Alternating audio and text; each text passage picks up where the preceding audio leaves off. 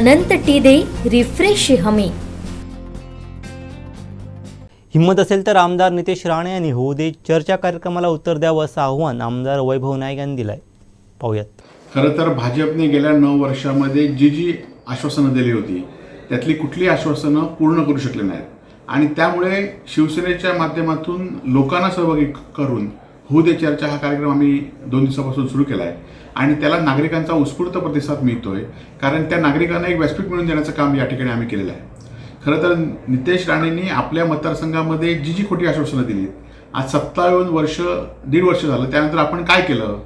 खरं तर मी काय केलं काम हे मतदारसंघातल्या लोकांना माहिती आहे आणि निश्चितपणे त्या मतदारसंघातल्या त्यांच्या वडिलांसारखा किंवा त्यांच्यासारखा ईडी किंवा CBIची चौकशी होणार म्हणून आपला पक्ष गुटाळून ते मी त्यांच्यासारख्या कुठल्या पक्षात सहभागी झालो नाही।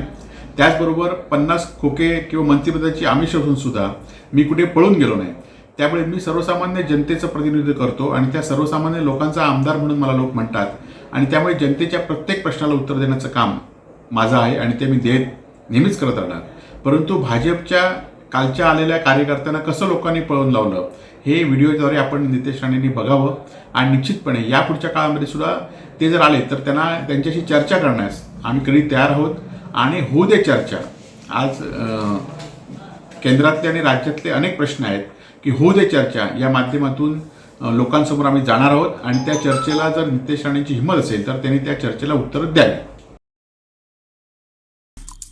आमचे दिवसभरातले सर्व अपडेट्स, ताज्या घडामोडी आणि थेट लाईव्ह पाहण्यासाठी सबस्क्राईब करा, लाईक करा कोकणचं नंबर 1 महा चॅनल कोकण 7 लाईव्हचं YouTube चॅनल।